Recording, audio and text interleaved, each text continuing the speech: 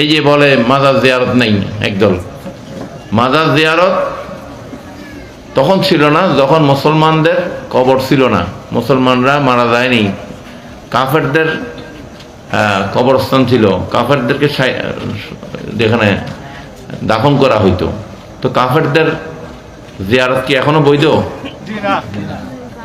বলেন, কাফেরদের আমরা কি কাফেরদের জিয়ারত এখনো করব? এটা ওই সময় হারাম ছিল, এখনো হারাম। কিন্তু মুসলমানদের যখন মারা যাচ্ছে, মুসলমানরা যখন দাফন হচ্ছে, তখন মুসলমানদের ব্যাপারে মুসলমানদের কবর জিয়ারত আমার নবী করেনি? উহুদের ময়দানে, জান্নাতুল বাকিতে, জান্নাতুল মাওয়াতে, হ্যাঁ, মা খাদিজাতুল কুবরা রাদিয়াল্লাহু আনহার জিয়ারত উনি করেনি? ওনার পিতা মাতার জিয়ারত উনি করেনি? হ্যাঁ, ওনার সাহাবীদের জিয়ারত উহুদের ময়দানে করেনি? বদরের জমিন উনি করেনি?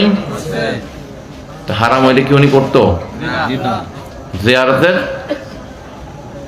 যে নিয়ম আছে সেই নিয়মে করতে হবে। সূরা ফাতিহা কি পূজার মন্ত্র? যারা বলে পূজা, জিয়ারত মানে পূজা, তো সূরা ফাতিহাও কোনো পূজার মন্ত্র না, সূরা ইখলাসও কোনো পূজার মন্ত্র না।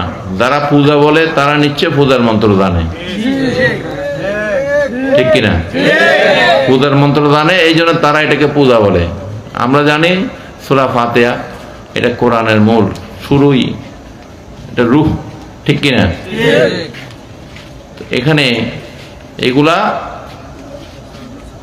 ওই কাফেরদের জন্য যে কথাগুলা, সেটা মুসলমানদের জন্য লাগানো হয়েছে। নাউযুবিল্লাহ বলেন। তো এদেরকে অনুসরণ করা মানে জাহান্নামী হওয়া, ঠিক কিনা? আল্লাহ পাক যেন এদেরকে হেদায়েত নসিব করে, আমিন। আমরা মাযহাবকে মানি, মাযহাবের আলোকে আমরা চলতে হবে, আহলে সুন্নাত ওয়াল জামাতের আকীদা অনুসারে আমাদের চলতে হবে।